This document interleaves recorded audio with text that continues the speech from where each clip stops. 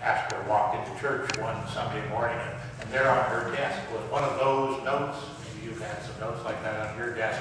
Somebody rips off a corner of a bulletin and takes a pencil and engraves the words in the page. It seems our youth don't know how to spell any better than they know the Bible. Types the note up, and she reads it, and she types, well, maybe I ought to go see what this note's about. She wanders around the church a bit. Out in the narthex, there's a brand new bulletin board put up. So a couple of high school kids had come in the day before and had decorated this bulletin board with the streamers and the balloons and the smiley faces and all the rest of it. And on the bulletin board were the words, "Welcome to Sunday, SKOOL."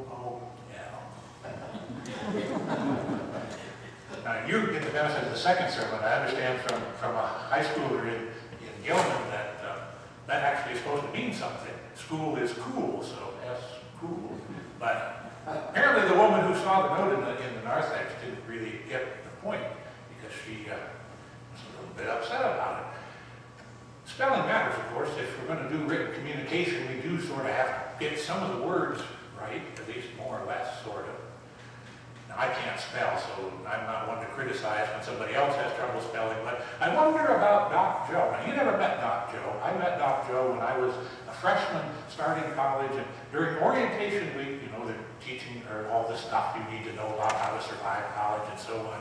In comes Doc Joe. Doc Joe has been chair of the English division at Houghton College since before I was born, so she's been at this a while. And she comes in to tell the freshmen that here is a spelling list of 500 words. Sometime between now and the end of the first semester, you need to pass a test on these 500 spelling words. Now, she offered to have all kinds of classes to tutor us and all the spelling tricks and all that stuff that you all probably remember about, what is it, I after E except after C and all that kind of stuff. She was going to do everything she possibly could to help us, but you got 3 shots at it. And if after the 3rd shot you still failed the test, your first semester English grade would be lowered by 1 letter. I know this is true because that B that I was hanging on to by the skin of my teeth suddenly became a C. So I understand that Doc Joe took spelling seriously, and she had the clout to make you take it seriously because she understood that spelling matters. So I was wondering how Doc Joe might have responded to that bulletin board, because spelling matters. That hand washing matters too. Jesus was talking about in today's gospel reading, hand washing. Only hand washing here is not what your mother expected you to do before you were allowed to sit down at the dinner table. This was a ritual kind of washing, and it mattered in the way ritual matters. We understand about ritual. We celebrate one this morning. We celebrate this sacrament of Holy Communion, and we say of this table that this is a joyful feast. We call that a meal. But you know, and I know that literally speaking, there is no feast there, there is no meal there. But we eat and we drink and we are nourished and we are sustained. So something happens in this ritual. The ritual of hand washing mattered too. It mattered washing the food and washing the pots and pans and all the rest of it. It mattered too, and it was not for hygienic reasons. That wasn't the reason for the washing. This washing was intended to remind everybody that the person, the eater, and the food were all special. The person who was eating and the food that was being eaten was all special. That it was somehow a gift from God. That it was somehow something holy that belonged to God in some kind of a special way. And that mattered to these people. It mattered to these people because, as you know from the time of Jesus, the Roman Empire had imposed its rule over all of these people, and the Roman Empire was driven by a very different kind of faith. They were Gentiles, they didn't understand and didn't embrace the faith of the Jews and the practice of the Jews, and they did a lot to sort of suppress the sense of identity that these people had for themselves. And so they needed every little bit of thing like this to remind them that they really were special people, that they were people that God loved, they were people that God cared about, they were people that God had embraced in a wonderful and special way. And one of the ways they did that was through these rituals, like the hand washing. Maybe you remember, or you no doubt have seen the movie, or maybe even the stage play, The Fiddler on the Roof. You remember Tevye, the old guy, talking about tradition and singing about tradition. You remember that Tevye said that tradition tells us who God is, and tradition tells us who we are. Those are good things to know. It's good to know who God is, it's good to know who we are, and it's good to be clear about it, and it's good to be able to spell it out pretty clearly, to spell it out with water at the baptismal font, to spell it out with bread and wine at the communion table, to maybe even spell it out on our very bodies with the sign of the cross. It's good to be able to spell it out clearly, even if sometimes we don't spell it perfectly. And it's good also to be able to act it out in ways that remind ourselves and each other and our community about who we are and what God has called us to be. That's all good. So why is Jesus finding fault in today's gospel with the traditionalists? What's gone wrong that somehow has Jesus all upset about all this kind of thing? Jesus senses that somehow things have got all mixed up. That somehow the inside and the outside and the up and the down and what goes in and what goes out has become kind of an unholy scramble. So Jesus is trying to unscramble the thing. He listens to what people say, and they've been saying, if you put bad stuff in, bad stuff is going to come out. That's the reason for all the cleaning up and so on. You put bad stuff in, bad stuff is going to come out. And we talk that way sometimes too. We say, if we would take away assault weapons, we would stop mass murder. If we would take away pornography, we would stop rape. If we would take away booze and drugs, people would stop being addicted. We say that. If only it were that simple, I suppose. But it isn't, and Jesus knows that. Because Jesus understands something about you and me. Jesus understands something about people. The bad stuff comes out of us, Jesus says, because there's bad stuff in here. There's bad stuff in here. And if you look at the list of that Jesus trots out for the people there, a bunch of that stuff is inside stuff. There's anger, and there's lust, and there's envy in here, and that anger and that lust and that envy are what drives people to murder and to fornicate and to steal. Something is wrong in here.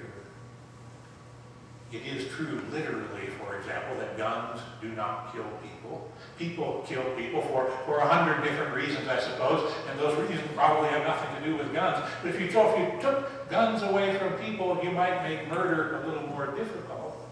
But people would still find other ways to kill people, not because of the gun, but because of what is wrong in here. That's just how we are. Jesus discerns there's something wrong inside us. Jesus discerns that there's something that needs to be set right somehow. Something you can't really cover up. You can't cover it up with tradition. You can't cover it up with ritual. Not very well, and for not very long at least. For a while you might get by with it. But sooner or later it comes out, and even before it comes out, it kind of taints everything in its own odd way. And so we become hypocrites. We become hypocrites. People who go through the motions, but who don't mean anything by it. Hypocrites. Now sometimes going through the motions is not such a bad thing. Sometimes going through the motions can actually be a good thing. If I am open to the meaning of that motion, if I am open to allowing that meaning to somehow come inside me, going through the motions can sometimes actually help me get myself straightened out on the inside. You've experienced this, you've done it. You're having a bad day, you're in a funk. And for some odd reason, suddenly you decide, maybe if I make myself smile. Any of you ever done that? You made yourself smile, and what happened? The smile was flat out hypocritical. You didn't feel a bit of it. You didn't want any of it. You were grumpy. You made yourself smile, and what happened? A little bit of the inside somehow changed, and somehow the mood lifted a bit, and somehow that hypocritical act of making yourself smile changed how you were inside. And so what started out as hypocrisy ended up being very much real, being very much true. Sometimes it works that way. When it works that way, that's good. But if the externals are all there is, if there is nothing behind the sign, no substance to back the sign up, then we create this pettiness that Jesus is condemning. We create people who complain about spelling but don't have sense enough to provide welcome for the kids that come to Sunday school. By the way, Doc Joe is no longer with us. She went to wherever it is that English teachers go when they meet their fate. Probably a good place, but you know how English teachers are. So I can't ask Doc Joe how it is, but I was around her enough to know that she had some sense of humor and she had some sense of irony and could play with words. She worked with words all the time and played with words a lot. She, I think, would have understood about S-K-O-O-L and probably would have read the bulletin board and probably would have smiled.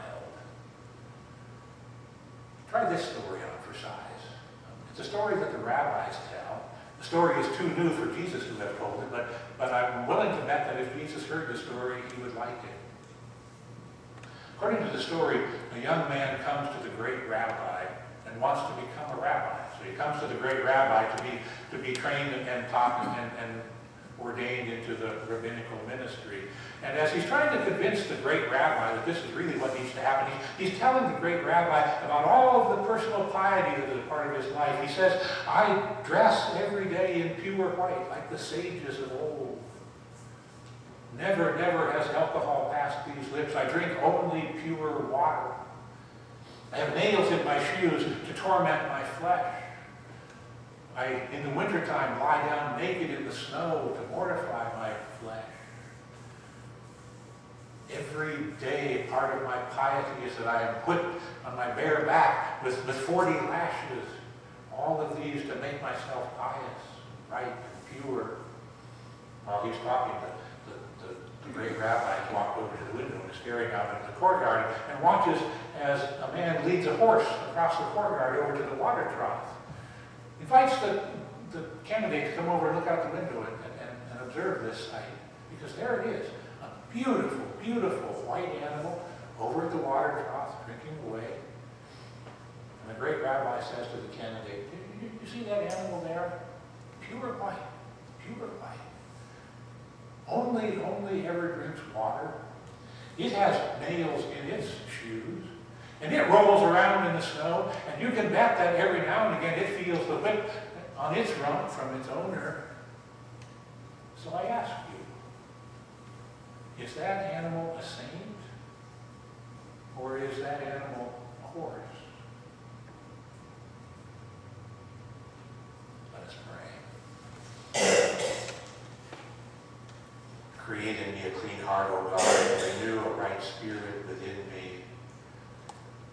Restore to me the joy of my salvation, and give me a willing spirit. Then, Lord, open my lips, and my mouth will declare your praise.